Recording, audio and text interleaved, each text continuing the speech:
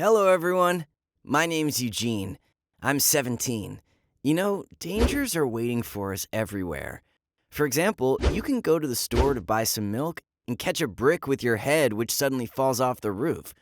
Or you can just hang out with your girlfriend and be on the edge of becoming a freak for the rest of your life because of her mistake.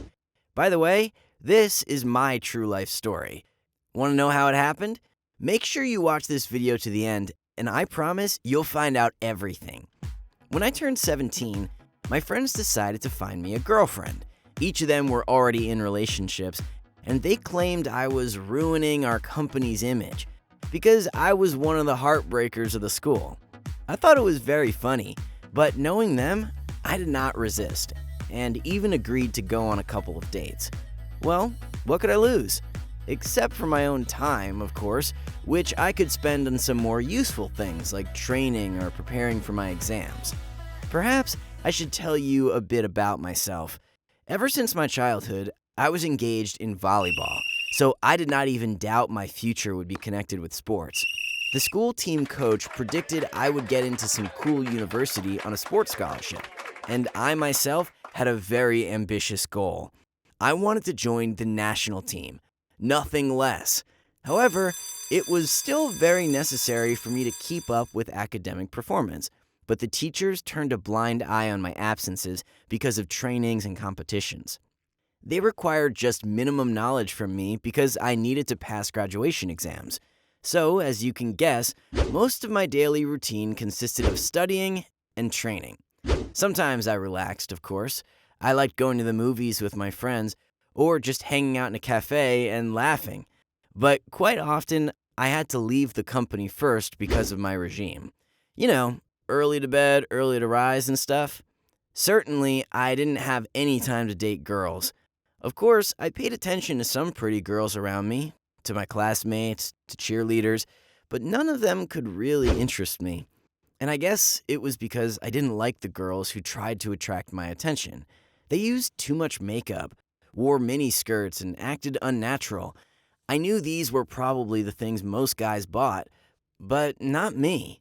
Most of all, I hated the girls who did not part with their phones. They constantly tapped on the screens, posted photos and stories on Instagram, and were FaceTiming 24/7. I would be okay with that one if they posted some helpful information. But most of the time, they posted stupid selfies, stupid dancing, or a stupid pseudo-expert review on cosmetics. Anyway, maybe I didn't get something, but it always seemed to me I was surrounded by some stupid and narrow-minded girls, and I had no desire to talk to them. But that didn't seem to frighten them at all, because I regularly received some invitations to birthday parties, to some private house parties. Sometimes girls did not even hesitate to ask me out. Of course, I always refused. Well, speaking of dating, let's get back to my friend's idea of finding me a girlfriend. As you probably guessed, no one thought to ask me what kind of girls I liked, so the guys chose according to their taste. Apparently, from those girls who were just closer, from the best friends of their girls, and that was quite convenient. They always just made me face the fact, like, you got a date tomorrow, meet the girl in a cafe. The day after tomorrow, a new date. You walk in the park, and so on. I didn't want to offend my friends or the girls who would be waiting for me at the date, and I always agreed. Who knows, maybe I'm going to like one of them. The first date was definitely not a good one. Emma spent most of the time on her phone, justifying it by saying her favorite K-pop group was currently playing a concert, and she was obliged to follow the news and discuss it with her friends and fans. I had only one question for her: why she went on a date with me at all? Because the only thing she really wanted to know at that moment was the color of the suit her favorite artist was wearing. We had a cup of coffee, and I went away. We had nothing to talk about. In the evening, my friends asked me if I liked Emma, and I told them straight out it was the worst date of my life. And if they want to remain my friends, they should try harder to make the second one more successful. I was joking, of course, and it wouldn't have affected our friendship in any way, but I didn't want to waste my time on a second date in a row. Mary was the exact opposite of Emma. During the whole date, she would not leave my side, dragging me by the arm from climbing up to hug me, and if she asked me for something, she would do it in such a disgustingly sweet voice that my ears started ringing. but it wasn't that bad after all. So I asked Mary out on a second date. My friends cheered, but I immediately said it was too early to be happy. Maybe it would turn out that Mary would just be a beautiful picture like many other girls. We agreed we would go to the movie and then go for a walk. As I was rushing to the date, Mary suddenly called and said she was late from a makeup class, so she asked me to pick her up. Girls. I drove to that address, bought 2 coffees, and waited for Mary. Still, she wasn't there. So I decided to go inside and hurry her up because we were already late for the movie and I had already bought tickets in advance. I opened the door and was about to enter the office when suddenly a girl bumped into me and we both fell down. As a result, the coffee I was holding in my hand spilled out on both my white jumper and her dress. Yes, that's the way I go on dates, I thought. I got myself up and helped the girl. After I somewhat came to my senses, I was able to see her. How beautiful she was. I used to think love at first sight was just romantic crap, but at that moment, I realized she was the one. The stranger girl apologized and said she was in a hurry and she didn't see me at the door. Of course, I didn't yell at her or swear. Well, you just ruined my favorite sweater right before I had a date, no problem. The girl immediately shoved her business card with a phone number into my hand, telling me to call her to arrange laundry and cleaning, and ran away. While I was recovering from the shock, Mary came over. To put it mildly, she was not impressed with my appearance. I told her the story, laughing, but I didn't mention I had fallen in love with another girl. I showed her the business card, and for some reason, it surprised her very much. It turned out the strange girl in a hurry was Melissa. She taught makeup classes to Mary and many other girls. All the way to the movie theater, Mary was telling me about Melissa. She was too cool. She was only 18, but she studies at the College of Art to be an artist. And she has her own makeup courses. She knows all the techniques and even runs her own beauty blog on YouTube. You don't say. I always thought beauty bloggers were the most stupid girls in the world who just don't know what to do with themselves.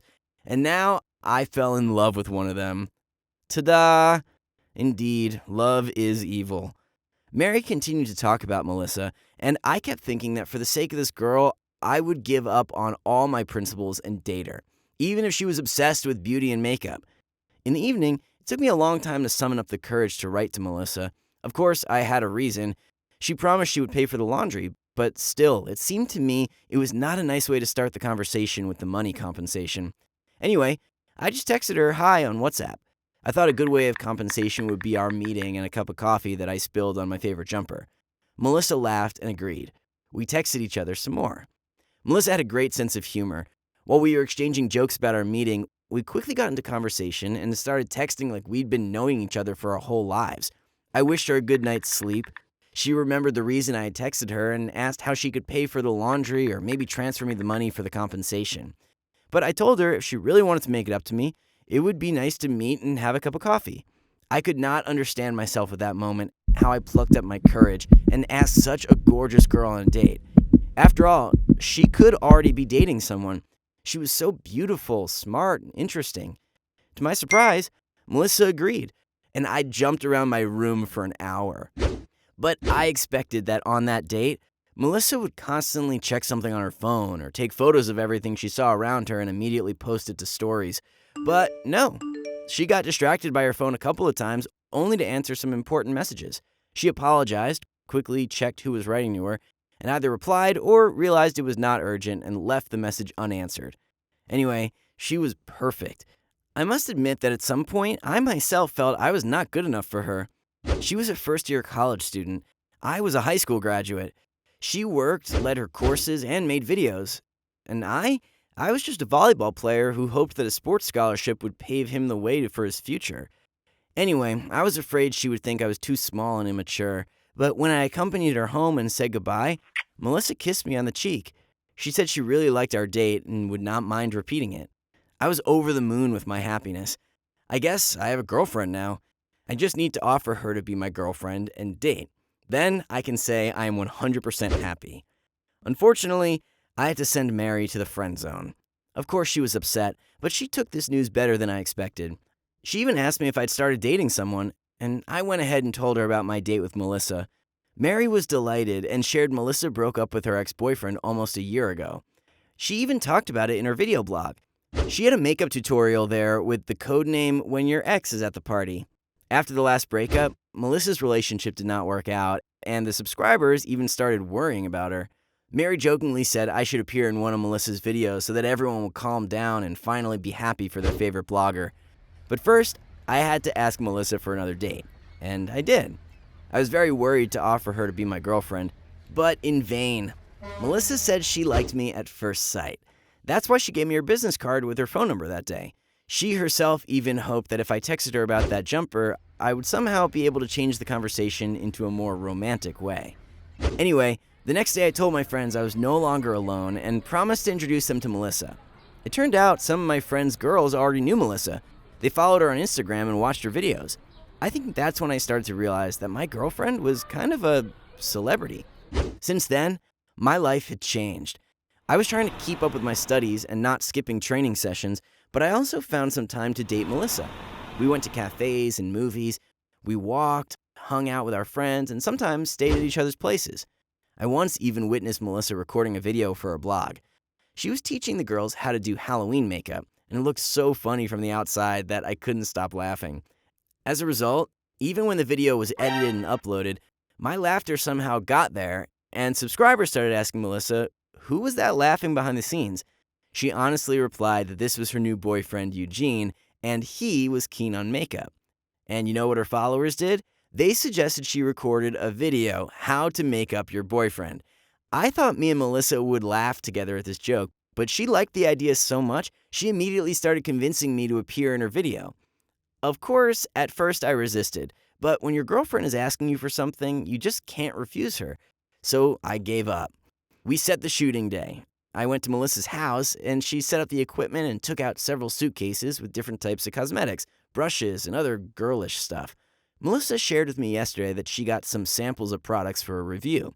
It was some unknown cosmetics brand which planned to enter the global market and appear in all of the stores of the country. With all this stuff, Melissa planned to make me a gentle evening makeup. Yeah, it was strange. I imagined how funny it would be for the audience when they watched it. Melissa first prepared my face for applying makeup. Cream, massage, eye patches. It was even delightful. And then I started making myself up. I immediately thought something was wrong because the product Melissa applied on my face smelt strange. I thought cosmetics usually have some pleasant smell like perfume or something, but here the smell was kinda chemical. After about 10 minutes, my skin turned red and started itching. Melissa got worried.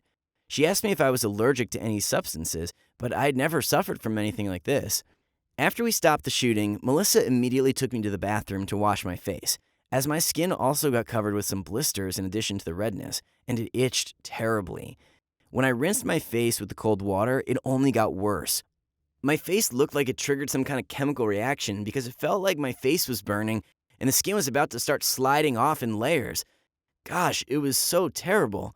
Terrified, Melissa immediately called an ambulance because she knew we could not cope on our own. The ambulance arrived quickly, but even the doctors were horrified when they looked at me. They immediately gave me an injection and took me to the doctor who dealt with burns. They said most likely I got a chemical burn on my face.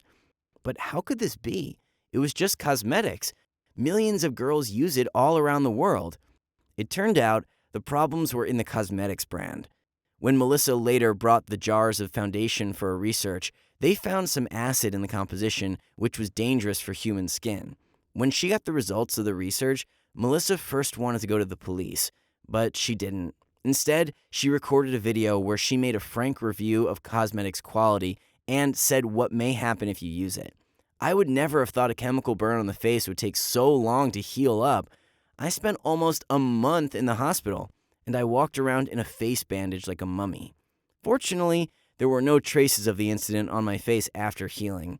Me and Melissa tried to forget about it as if it were a nightmare. Of course, we did not try to record a video together again. Tell me, do you follow any beauty bloggers? Do you trust their advice? Or do you use only the tools you've tried by yourself?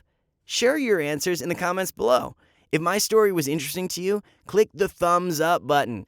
Subscribe to the channel and turn on notifications to stay tuned and never miss new stories. Bye-bye, everyone. Take care.